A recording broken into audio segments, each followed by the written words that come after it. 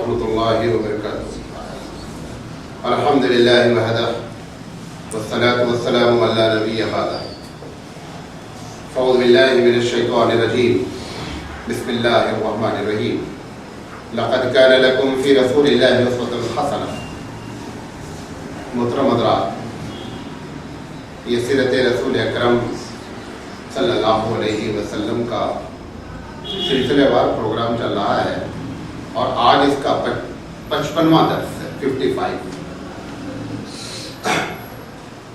ہم نے آپ کو سیرت پر ترتیب وار جو گفتگو کی ہے اس میں نبی کریم صلی اللہ علیہ وسلم کی ہجرت کے 4 سال بعد تک کی بات کی تھی اور اس کے بعد اخلاق رسول پر گفتگو کی تھی. آج ہم جو ہے وہ سن 5 ہجری سے گفتگو شروع کریں گے اور پھر انشاءاللہ آگے بات ہوتی رہے گی. میں آپ کو تھوڑا سا پیچھے لے چلتا ہوں سن 4 ہجری میں، تاکہ آپ ہمارے ساتھ ہو سکیں. نبی کریم صلی اللہ علیہ وسلم جب احد میں معاملہ نہ جیت کا رہا نہ ہار کا رہا، برابر کا تقریباً معاملہ رہا، تو ابو سفیان نے چیلنج کیا تھا کہ اگلے سال ہم آپ سے پھر ملیں. حضور اکرم صلی اللہ علیہ وسلم نے فرمایا کہ ہم تمہارے چیلنج کو قبول کریں اور ہم آپ سے ملاقات کریں. یہ بات میں نے آپ سے ذکر کی. اس کے بعد بنو نذیر جو یہودیوں کا قبیلہ تھا، انہوں نے ابو سفیان کو دعوت دی، نبی کریم صلی اللہ علیہ وسلم کے قتل کا منصوبہ بنایا. وہ راز فاش ہوا اور جو پتھر گرانے والا واقعہ تھا وہ راز فاش ہوا.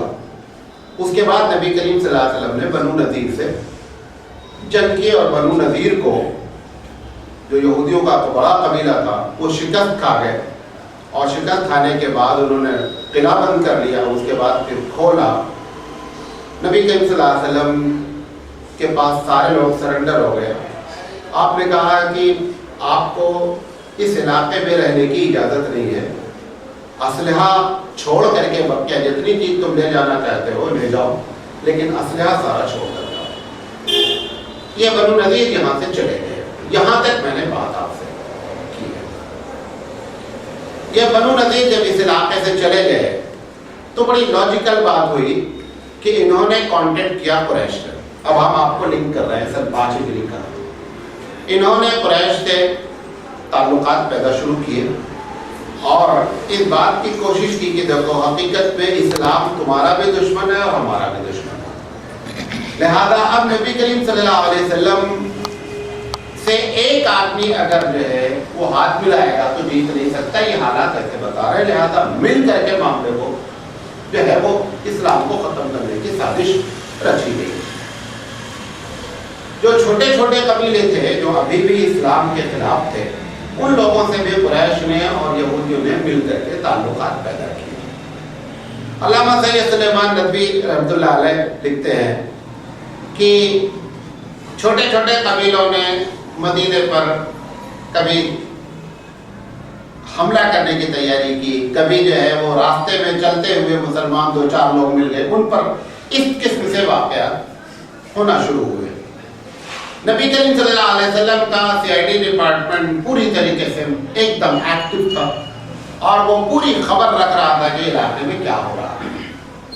اللہ کے رسول صلی اللہ علیہ وسلم کو سن 5 ہجری کے شروع میں 2-3 انفارمیشن ایک ساتھ حاصل ہوئی. اللہ کے رسول صلی اللہ علیہ وسلم نے تصدیق کی پہلے کہ مطلب کہ وہ بات آ رہی ہے، رومر ہے یا حقیقت ہے اس کی. ویسے بھی اللہ کے رسول کو اللہ تعالیٰ نے یہ ہدایت فرما رکھی تھی، سارے مسلمانوں کو بھی ہدایت ہے رسول کے ذریعے کہ جب کوئی ایسی خبریں آئیں تو ایسا نہیں ہے کہ کچا کام رکھ کر کے فوراً ڈھونڈ پڑو، بلکہ تحقیق کرو. تحقیق کرنے کے بعد مسئلے کو سمجھنے کی کوشش کرو. نبی کریم صلی اللہ علیہ وسلم نے تحقیق کی. تحقیق کرنے کے بعد جہاں جہاں عمر صحیح ثابت ہوئی، آپ صلی اللہ علیہ وسلم نے قبل اس کے کہ وہ مدینہ پہنچے آپ ان پر پہنچ گئے. ایسے چھوٹی چھوٹی 2 جھڑپیں ہوئی. دونوں جھڑپوں میں سامنے والا موقع غنیمت جان کر کے اللہ کے رسول کے آمد کی اطلاع سے پہلے ہی موقع سے فرار اسی درمیان میں جو سب سے بڑا واقعہ پیش آیا وہ یہ تھا، اسی میں دومت الجندل کی بھی جنگ ہوئی ہے، جنگ حالانکہ نہیں ہوئی، حضور پہنچے اور وہ لوگ فرار ہو گئے، اور بھی تو ایک قبیلے تھے وہ بھی فرار ہو گئے۔ یہ حارث بن ابی زرارہ بنو مستلق کا یہ قبیلہ ہے، بڑا مشہور قبیلہ ہے۔ انہوں نے بڑی بھاری جمعیت اکٹھا کی مدینے کے خلاف۔ حضور اکرم صلی اللہ علیہ وسلم کے سیاسی ڈپارٹمنٹ میں انچارج اطلاع دی، آپ نے ایک صحابی کو بھیجا مزید کیسا کرو، معلوم کر کے آؤ کس کی کیا ہے، کتنے لوگ ہیں، کیا ان کا ارادہ ہے۔ صحابی رسول گئے، پوری تحقیق کر کے آئے، انہوں نے کہا اللہ رسول اطلاع صحیح ہے اور وہ جنگ کی تیاری کر رہے ہیں۔ اللہ کے رسول صلی اللہ علیہ وسلم نے 1000 صحابہ کو ساتھ لیا اور لے کر کے قبل اس کے کہ وہ تیاری سے فارغ ہوتے، حضور صلی اللہ علیہ وسلم اچانک پہنچ گئے۔ 9 منزل کی دوری پہ تھے، تقریباً 40-50 کلومیٹر ہوگا، وہاں پہنچے۔ یہ لوگ اپنے جانوروں کو پانی پلا رہے تھے، اللہ کے رسول صلی اللہ علیہ وسلم پہنچے اور ان کو اتنی مہلت ہی نہیں ملی کہ یہ ہتھیار سنبھال سکے، اور وہ جس علاقے میں انہوں نے جنگ کا ارادہ کیا تھا تو وہ لوگ تو جو باہر سے لوگ آئے تھے وہ تو روانہ ہو گئے، جس علاقے میں کیا تھا انہوں نے بھی ان کے ساتھ سپورٹ کرنے کی بات کی تھی، لہذا ان لوگوں نے کیا کیا کہ وہ اپنے گھر سے انہوں نے تیر برسانے شروع کیے۔ اللہ کے رسول صلی اللہ علیہ وسلم کے جانثار صحابہ نے جم کر کے مقابلہ کیا، اور تھوڑی دیر میں جو ہے وہ اللہ کے رسول قابض ہو گئے اور 200 خاندان جو ہے وہ اریسٹ ہو گئے۔ اسی خاندان میں وہ جویریہ رضی اللہ تعالیٰ عنہ جو بعد میں نبی صلی اللہ علیہ وسلم کی بیوی بنی، یہ بنی حارث بن ابی زرارہ کی بیٹی تھی۔ اللہ کے رسول صلی اللہ علیہ وسلم نے سارے لوگوں کو اریسٹ کر لیا، 2000 اونٹ پکڑے گئے، 5000 بکریاں پکڑی گئیں اور پکڑ کے رسول اللہ صلی اللہ علیہ وسلم کے دربار میں پیش ہوئے۔ یہ 200 آدمی بھی پیش ہوئے۔ یہ جویریہ سردار کی بیٹی تھی، ان کا باپ بھاگ گیا تھا، باپ کو یہ معلوم ہوا کہ بیٹی اریسٹ ہو گئی ہے۔ جن صحابی کے حصے میں آیا ان سے انہوں نے کہا دیکھو میں سردار کی بیٹی ہوں، پیسہ بولو کتنا چاہیے، ہم کو پیسہ لے لو، ہم کو چھوڑ دو۔ انہوں نے صحابی سے بات طے کر لی۔ باپ کو یہ اطلاع ملی، ایک روایت پہ ہے باپ کو وہاں سے پیسے لے کر کے آیا، جانور زیادہ لے کر کے آیا، بڑے اچھے اچھے جانور تھے، 2 جانور اس میں 2 اونٹ بہت اچھے تھے۔ اس کو انہوں نے کیا کیا بنو زرارہ نے کہ مدینہ آنے سے پہلے ایک جگہ پر باندھ دیا کہ یہ سارے اونٹ دے کر کے اپنی بیٹی کو چھڑا لیں گے۔ اتنے میں اس سے پہلے یہ جویریہ نبی کے مطابق کے پاس آئی، انہوں نے کہا کہ میں جس کے حصے میں آئی ہوں ان سے میں نے بات کی ہے، انہوں نے کہا آپ پیسہ دے کر کے چھٹکارا کر لیں، آپ میری کچھ مدد کریں۔ حضور نے فرمایا میں آپ کی مدد کروں گا، حالانکہ وہ پیسہ بھی بیت المال میں آنا ہے۔ اللہ کے رسول صلی اللہ علیہ وسلم نے کہا کہ کتنے پیسے میں بات ہوئی، انہوں نے جتنا پیسہ دکھا نبی صلی اللہ علیہ وسلم نے دے دیا۔ ایک روایت یہ ہے۔ دوسری روایت یہ ہے کہ ان کے باپ آئے اور باپ آ کر کے اللہ کے رسول صلی اللہ علیہ وسلم کے سامنے انہوں نے کہا دیکھو میری بیٹی لونڈی نہیں بن سکتی، میں سردار ہوں، آپ جو بولیں یہ اتنے میں جانور اونٹ لے کر کے آیا ہوں، آپ سب لے لیں، میری بیٹی کو چھوڑ دیں۔ حضور بھر میں آپ اپنی بیٹی سے بات کر لیں۔ اس سے پہلے جویریہ سے حضور کی بات ہو چکی تھی۔ جویریہ نے جب نبی صلی اللہ علیہ وسلم کے اخلاق کو دیکھا تو جویریہ نے اندر سے خواہش ظاہر کی کہ اللہ کے رسول سے اگر میری شادی ہو جائے تو زیادہ بہتر ہے۔ انہوں نے کہا آپ اپنی بیٹی سے بات کریں، اگر تمہاری بیٹی جانے کے لیے تیار ہے ہماری طرف سے۔ انہوں نے بیٹے سے بات کیا، انہوں نے کہا کہ میں اونٹ لے کر آیا ہوں۔ تو حضور صلی اللہ علیہ وسلم نے کو اوپر والا سیاسی ڈپارٹمنٹ بتایا کہ 2 اونٹ جو اچھے والے تھے وہ باہر چھوڑ کر آئے ہیں۔ تو حضور صلی اللہ علیہ وسلم نے کہا کہ یہ بتاؤ کہ سارے اونٹ تو لے کر کے آئے، 2 وہاں باندھ کر کیوں آئے؟ انہوں نے اسی وقت کلمہ پڑھ لیا، کہا میرا اور میرے اللہ کے علاوہ کوئی نہیں جانتا تھا اس اونٹ کو۔ تو انہوں نے کہا کہ وہ 2 اونٹ جو ہے وہ وہاں باندھ کر کے آئے ہو اور یہاں آ کر کے خراب اونٹ سے بات کر رہے ہو۔ پر وہ اس وقت مسلمان ہو گئے۔ بیٹی کے لیے انہوں نے فدیہ دیا، بیٹی سے بات کی، بیٹی نے کہا کہ میں اللہ کے رسول کی خدمت میں رہنا چاہتی ہوں۔ اللہ کے رسول نے ان سے شادی کر لی۔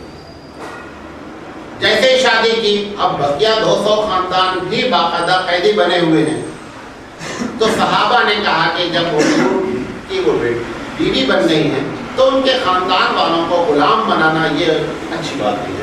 انہوں نے کہا تم فدیہ دو یا نہیں تو صحابہ. اللہ کے رسول کی بیوی کے صدقے میں ان کی برکت میں تم سب کو آزادی ہے, کیونکہ ان کو اللہ کے رسول صلی اللہ علیہ وسلم نے اپنی بیوی بنا لی, لہٰذا ان کے خاندان والوں کو ہم غلام نہیں بنائیں گے. حضرت عائشہ صدیقہ رضی اللہ تعالیٰ عنہ کہا کرتی تھی کہ جویریہ بڑی خوش قسمت ہے اور بڑی برکت والی ہے کہ ایک جویریہ نے 200 خاندان کو کیا کیا, غلامی سے آزادی دلائی. بہرحال جویریہ رضی اللہ تعالیٰ اس طرح نبی کریم صلی اللہ علیہ وسلم کے ازواج مطہرات میں داخل ہوئی اور امہات المومنین کے لقب سے نوازی.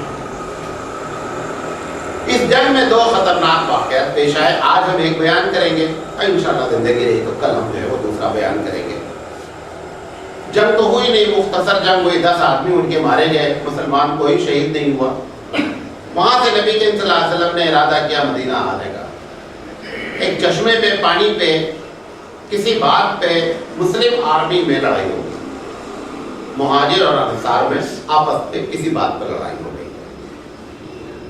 مہاجر نے نعرہ مارا مہاجر مدد کرو, انصار نے نعرہ مارا انصار مدد کرو.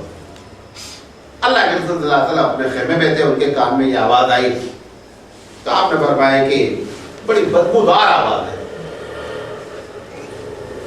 آواز کو بدبو سے کہا, بڑی بدبودار آواز ہے. نبی کریم صلی اللہ علیہ وسلم نکل کر آئے, بہرحال آپ نے سمجھایا, معاملہ ختم ہو گیا. یہ جو بدبودار کی بات ہے اس پر ہم آپ کو آج تھوڑی سی بات کرنا چاہتے ہیں. معلوم نہیں کبھی آپ نے اس موضوع پر غور کیا ہے کہ نہیں کیا ہے. اسلامی لٹریچر میں ایسا معلوم ہوتا ہے ہر انسان کے اندر ایک مہک ہے, ہر انسان کے اندر ایک مہک ہے. بلکہ بعض لوگوں کا کہنا ہے کہ ہر جانور میں مہک ہے. اس لیے آپ دیکھیں وہ بھینس یا گائے جب بچے کو دودھ پلاتی ہے تو پہلے اس کو سونگتی ہے, اور اگر دوسرا بچہ آپ نے لگا دیا ہے تو وہ نہیں پلائے گا, دودھ کود جائے گا. ہر انسان کے اندر بھی ایک مہک ہوتی ہے. قرآن مجید میں اس کا ثبوت ہے. یوسف علیہ السلام کی جب قمیص لے کر کے مصر سے عراق کی طرف چلے تو یوسف علیہ السلام کے والد محترم نے کہا کہ میرے بیٹے کی خوشبو آ رہی ہے. یہ قرآن میں لکھا, اور یہ خوشبو انہوں نے 1000 کلومیٹر سے سونگی. انہوں نے کہا کہ بچوں نے کہا کہ آپ ان کے پیچھے دیوانے ہیں, سائیکالوجیکل آپ کو جو ہے وہ افیکٹ. حالانکہ نبی تھے, انہوں نے کہا نہیں میرے بیٹے کی خوشبو مجھ کو آ رہی ہے. اور اس کے کچھ دن کے بعد یوسف علیہ السلام کے بارے میں پورا واقعہ پیش آیا. میں آپ کو بتانا چاہ رہا ہوں کہ ہر انسان کے اندر ایک مہک ہوتی ہے. احادیث میں ایسا معلوم ہوتا ہے کہ اچھائی اور برائی کی بھی مہک ہوتی ہے. گرچہ یہ سائنس والے اس کو قبول نہیں کریں. صحیح حدیث میں اللہ کا رسول فرمایا کہ جب انسان جھوٹ بولتا ہے تو اس کے منہ سے ایک بدبو آتی ہے, اور اس بدبو کی بنیاد پر فرشتہ جو ہے وہ بھاگتا ہے. یہ ترمذی کی روایت ہے اور صحیح روایت ہے. نبی کریم صلی اللہ علیہ وسلم اسی سفر میں, یہ ہم یہاں پر اس کو کیوں ذکر کر رہے ہیں, اسی سفر تک میں واقعہ پیش آیا. حضرت جابر رضی اللہ تعالیٰ عنہ مدینہ کے قریب پہنچے تو ایک بڑی زبردست بدبو آنی شروع. حضور نے فرمایا جابر معلوم ہے بدبو کیسی آ رہی ہے؟ کہا تو بدبو بڑی خطرناک ہے. کہا معلوم کیوں آ رہی ہے؟ کہا نہیں معلوم. کہا مدینے میں کوئی بہت بڑا منافق مرا ہے, یہ اس کی بدبو, یہ اس کی بدبو آ رہی ہے. بہرحال جب میں مدینہ پہنچے تو پتا چلا کہ صاحب یہ بات صحیح تھی کہ ایک بہت بڑا منافق کا انتقال ہوا. آپ نے اللہ رسول فرمایا کہ یہ اس کی بدبو ہے. یہ ایک حدیث ہے. جھوٹ بولنے کی الگ سے حدیث ہے. مسلم اور بخاری کی ایک روایت ہے کہ جب آدمی نیکی کا ارادہ کرتا ہے تو فرشتہ اس کو ثواب لکھ دیتا ہے اس کے اکاؤنٹ میں کہ صاحب آج سے اس کا ثواب چالو ہو گیا. اس پر ایک بڑا زبردست کوسچن ہے کہ اللہ کے علاوہ دل کی بات کوئی نہیں جانتا. ہمارے دل میں کیا ہے کوئی نہیں جانتا. نہ فرشتہ جانتا ہے, نہ نبی جانتا ہے, نہ ولی جانتا ہے, نہ کوئی جانتا ہے, صرف رب کے علاوہ. رب کسی کو بتا دے کوئی غلط بات ہے، لیکن رب کے علاوہ کوئی جانتا نہیں ہے۔ اب اس پر یہ سوال اٹھایا گیا کہ آخر فرشتے کو یہ کیسے معلوم ہوتا ہے کہ میں نے یہ ارادہ کیا ہے کہ میں نیکی کروں گا؟ بات سمجھے میرے جو اصل بات ہے، اس پر 4 جواب دیے گئے ہیں۔ پہلا جواب، ایک جواب اس کا یہ دیا گیا ہے کہ جب انسان نیکی کا ارادہ کرتا ہے تو اس کے دل کے ارادے کے وقت خوشبو ہوتی ہے جو فرشتے کو محسوس ہوتی ہے، اس بنیاد پر وہ اس کا ثواب لکھ دیتا ہے کہ اس نے نیکی کا ارادہ کیا ہے۔ کیونکہ اللہ کے رسول نے دوسری حدیث فرمایا، ایک مرتبہ جابر ہی سے وہ بھی روایت ہے کہ ایک مرتبہ بدبو آئی، جابر رضی اللہ تعالیٰ نے پوچھا بدبو معلوم کیسے؟ کہا مسلمانوں کے بارے میں، اسی سفر کا واقعہ ہے، یہ بنی مختلف سے جو لوٹ رہے تھے، کہا مسلمانوں کے بارے میں زبردست قسم کی غیبت کی جا رہی ہے، اس غیبت کی یہ بدبو ہے، اس غیبت کی یہ بدبو ہے۔ تو اس پر مولانا حدیث رحمۃ اللہ فرمایا ہے کہ حقیقت میں اچھائی کی بھی خوشبو اور برائی کی بدبو ہے۔ تو نبی کریم صلی اللہ علیہ وسلم وہ فرشتے کی جو بات بخاری اور مسلم میں ہے کہ جب بندہ ارادہ کرتا ہے اور ارادہ کرنے کے بعد فرشتہ کیا کرتا ہے، اس ارادے کے تحت ریکارڈ کر دیتا ہے۔ صراحتاً حدیث ہے کہ جب برائی کا ارادہ کرتا ہے تو فرشتہ جو ہے وہ اس کو ریکارڈ نہیں کرتا ہے جب تک کہ وہ عملی شکل میں فزیکلی وہ برائی وجود میں نہ آ جائے۔ مطلب ہم نے یہ ارادہ کیا کسی سے انتقام لینے کا، انتقام لینے کا ارادہ کیا لیکن انتقام لیا نہیں، لہذا یہ گناہ اس وقت تک لکھا نہیں جاتا جب تک کہ انتقام لیا نہیں جاتا۔ ایک آدمی نے یہ ارادہ کیا کہ اللہ تعالیٰ اگر ہمارے پاس پیسہ ہو تو یہ مسجد بن رہی ہے، میں اس میں 5 لاکھ روپے دیتا ہوں۔ جیسے ہی آپ ارادہ کریں گے 5 لاکھ آپ کے اکاؤنٹ میں چڑھ گیا۔ ایک بڑی زبردست کتاب لکھی گئی ہے، کبھی ملے تو پڑھیے، یہاں سے ترین چھپی ہے۔ اس کتاب میں یہ لکھا ہے کہ فری میں نیکی کیسے کمائیں، فری میں نیکی کیسے کمائیں۔ اس میں سے یہ ایک لکھا ہے کہ یہ فری کی نیکی ہے، اس میں کرنا کچھ نہیں ہے، صرف ارادہ کرنا ہے۔ بنی اسرائیل کے بارے میں ایک شخص کا واقعہ موجود ہے۔ بعض لوگوں کا کہنا ہے کہ یہ بات اللہ نے صرف امت محمدی صلی اللہ علیہ وسلم کے ساتھ رکھی ہے اور دوسری امت میں کہیں کہیں کسی کے ساتھ ہو گیا ہے، لیکن امت مسلمہ صلی اللہ علیہ وسلم کے ساتھ ہر شخص کے ساتھ اللہ نے یہ وعدہ کر لیا ہے کہ جب آپ کی امت کے لوگ نیکی کا ارادہ کرتے ہیں تو ہم نیکی ان کے اکاؤنٹ میں ڈال دیتے ہیں۔ اس میں لاجک ہے۔ ایک آدمی کے پاس پیسہ نہیں ہے، پیسہ دینا اور پیسہ لینا کس کا کام ہے؟ اوپر والے کا۔ پیسہ دیا ہے تو بھی اوپر والے نے دیا ہے، اور لے رکھا ہے تو بھی اوپر والے نے لے رکھا ہے۔ اب جس سے لے رکھا ہے اس کے دل میں تمنا ہوتی ہے کہ میں بھی اللہ کے راستے میں خرچ کروں، تو جب لینے والا پروردگار عالم ہے تو اس کو ایک آپشن یہ رکھنا چاہیے کہ اس بندے کے دل کی بات جو ہے اگر وہ صحیح ہے، بول رہا ہے، تو اللہ تعالیٰ کو اس کو ثواب دے دینا چاہیے، کیونکہ اللہ کے نزدیک جو ہے نا وہ تو اصل کیا ہے، وہ کہتا ہے کہ میں دل پر ہی معاملہ ہوتا ہے۔ بخاری کی روایت ہے کہ انما الاعمال بالنیات، کہ عمل کا دار و مدار تو نیت پر ہوتا ہے۔ لہذا وہ فرشتہ جب ہم نیکی کرتے ہیں تو وہ نیکی لکھ لیتا ہے۔ یہ اس پر میں اس لیے آپ سے کلام کر رہا ہوں کہ نیکی کا ارادہ کریں، اس کی 2 برکت ہے۔ ایک تو یہ ہے کہ جب آپ نیکی کا ارادہ کرتے رہیں گے تو مستقبل میں نیک ہونے کے پورے چانس ہیں، ایک بات۔ دوسری چیز ثواب 100% ہے۔ بنی اسرائیل کا ایک واقعہ ہے کہ ایک آدمی گزرا ریگستان سے، ریت کا پہاڑ تھا، اس کے دماغ میں یہ بات آئی کہ اللہ اگر یہ ریت کے پہاڑ کے برابر بھی سونا مجھے مل جائے نا تو میں سب تیرے راستے میں تقسیم کر دوں گا۔ اس وقت کے نبی کو وحی کی گئی کہ اس کو بتا دو کہ تمہارے اکاؤنٹ میں پہاڑ کے برابر صدقہ لکھ دیا گیا، جو تم نے ارادہ کیا تھا اس بنیاد پر فیصلہ کر لیا گیا۔ وہاں پر ایک آدھ واقعات ہیں کسی کے ساتھ، لیکن یہاں پر اللہ نے کیونکہ معراج کے تحفوں میں، جو معراج میں اللہ کہ رسول صلی اللہ علیہ وسلم کو تحفہ ملا، اس میں سے ایک یہ بھی خوشخبری دی گئی ہے صحیح روایتوں کے مطابق کہ آپ اپنی امت کو یہ اطلاع فرما دیں کہ جب آپ نیکی کا ارادہ کرتے ہیں تو ہم آپ کے اکاؤنٹ میں نیکی لکھ دیتے ہیں۔ تو فرشتہ جانتا کیسے ہے؟ نیکی، ہر نیکی میں خوشبو ہوتی ہے، اور آپ کو حیرت ہوگی کہ بعض اسکالرز کہتے ہیں کہ وہ ہر خوشبو الگ الگ ہوتی ہے۔ جیسے عطر ہے، ہزاروں قسم کی خوشبو سب کو ملا کر کے عطر بولتے ہیں، لیکن جو نبات ہیں، جو اچھے عطر ہیں، آپ لگائیں گے وہ کھٹ سے بتا دیں گے یہ عود ہے، یہ گلاب ہے، یہ جاسمین ہے، یہ فلاں ہے، یہ فلاں ہے۔ ایک اسی طریقے سے جب ہم نیکی کا ارادہ کرتے ہیں تو اس نیکی کی خوشبو ہوتی ہے، اس بنیاد پر فرشتہ کیا کرتا ہے؟ نوٹ کر دیتا ہے۔ یہ آپ کے ذہن میں اور ہمارے ذہن میں بات نہیں آنی چاہیے کہ جب دل کی بات کوئی نہیں جانتا تو فرشتہ ریکارڈ کیسے کرتا ہے۔ یہ ایک بات۔ بعض لوگوں کا کہنا یہ ہے کہ جب آپ ارادہ کرتے ہیں، اس پر بعض لوگوں نے حدیث بھی نقل کی ہے، حدیث اتنی صحیح درجے کو نہیں ہے، کہ جب کوئی بندہ نیکی کا ارادہ کرتا ہے تو آسمان سے ایک ندا آتی ہے، ہر اس فرشتے کو جس کے اوپر فرشتہ متعین ہے جو کرامن کاتبین کہلاتا ہے، اس کو ندا آتی ہے کہ اس بندے کے اکاؤنٹ میں نیکی لکھو۔ تو وہ فرشتہ کہتا ہے کہ اللہ تعالیٰ اس نے تو نیکی کی نہیں، ہم تو یہاں بیٹھے ہوئے ہیں، یہ تو نیکی کیا نہیں۔ تو اللہ تعالیٰ کہتا ہے کہ اس نے نیکی کی نہیں، لیکن اس نے نیکی کا ارادہ کیا، زیادہ اس کا اکاؤنٹ چالو کرو۔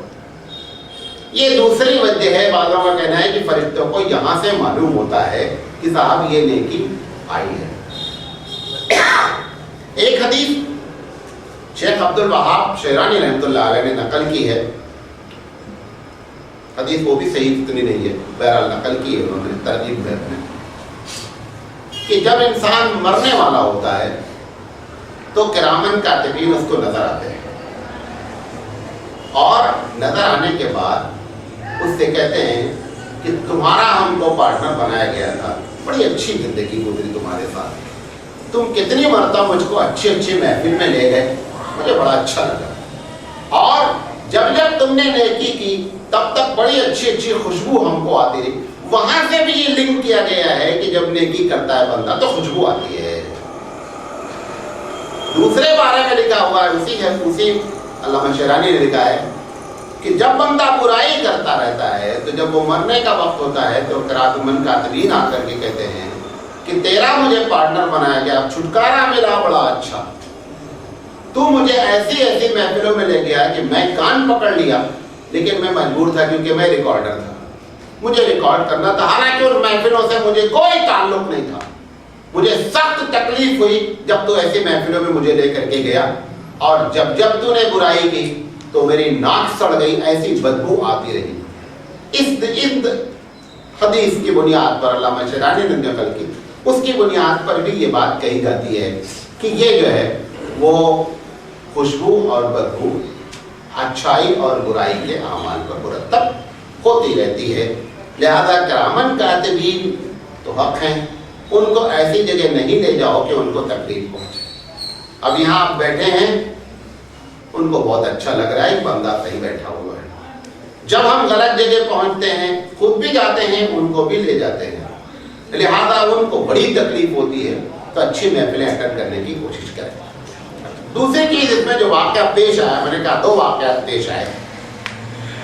جب یہ پانی پر لڑائی ہوئی اور حضور نے فرمایا کہ بدبو، اور اس پر گفتگو ہوئی نا اتنی ہے، تو عبداللہ بن ابی بن سلول نے کہا کہ دیکھو یہ لوگ باہر کے لوگ ہیں، مہاجر لوگ مکے سے آئے، اور آ کر کے انہوں نے کیا کر دیا، ہمارے اوپر حکومت کر دی۔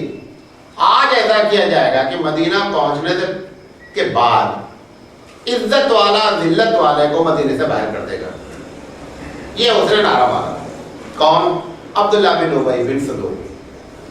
عمر رضی اللہ تعالیٰ عنہ کے کان میں آواز پڑی، حضور سے فرمایا اللہ کے رسول بولو تو اس کو صاف کرے، بہت زیادہ اس کا پنگا ہو گیا ہے۔ حضرت حضور تعالیٰ فرمایا کہ عمر ہے تو وہ اسی لائق، لیکن ایسا ہے نا برداشت کرو، کیونکہ ان کے قبیلے کے ایک آدمی نے نبی صلی اللہ علیہ وسلم سے ایک مرتبہ بات کہی تھی جو میں نے آپ کو اس کے پہلے ذکر کیا ہے کہ اللہ کے رسول اس کیا جو آپ سے ٹنڈا ہے اس کی بنیادی وجہ کیا ہے کہ اس کے بادشاہ کا اور اس کے امیر ہونے کا فیصلہ کر لیا گیا تھا، اس کے تاج بنانے کی تیاری ہو رہی تھی کہ اتنے میں آپ آ گئے اور اس کی تاج پوشی کیا ہو گئی، ختم ہو گئی. لہٰذا یہ سائیکولوجیکل طور پر جو ہے، نفسیاتی طور پر یہ آپ کا دشمن ہے. تو اس کو ذرا زیادہ سے زیادہ کیا کریں، آپ اگنور کریں. اللہ کے رسول صلی اللہ علیہ وسلم نے اتنا اگنور کیا کہ پوری زندگی اگنور ہی کیا، برداشت ہی کرتے رہے. بہرحال حضرت عمر کو اجازت نہیں ملی. ان کے بیٹے کا نام بھی عبداللہ ہے، بڑے پکے صحابی. ان کو اطلاع ملی کہ نبی کریم صلی اللہ علیہ وسلم اس کے قتل کا ارادہ کرتے ہیں. تو یہ آیا کہ اللہ کے رسول ایسا ہے، وہ ذمہ داری آپ مجھے سونپتے تو سب سے اچھا. دوسرا مارے گا تو کچھ بھی ہو، میرا باپ ہے، ہو سکتا ہے کہ مجھے تکلیف پہنچے، لہٰذا میں مار دوں تو یہ سب سے اچھا ہے. آپ مجھے اجازت دے دیجیے، میں اس کا کام صاف کر دیتا ہوں. نبی کریم صلی اللہ علیہ وسلم نے کہا دیکھو تمہارے باپ ہیں، ان کے ساتھ اچھا ہو. انہوں نبی کریم صلی اللہ علیہ وسلم نے ان کو بھی اجازت نہیں دی. یہ جملہ جب سنے کہ آج مدینہ پہنچنے کے بعد عزت والا ذلت والے کو نکال دے گا، تو یہ اپنے باپ کے پاس آئے گا، دیکھو اس وقت تک تو ہم مدینے میں تم کو داخل نہیں ہونے دیں گے جب تک تم یہ نہ کہہ دو کہ ہم ذلت والے ہیں اور نبی عزت والے ہیں.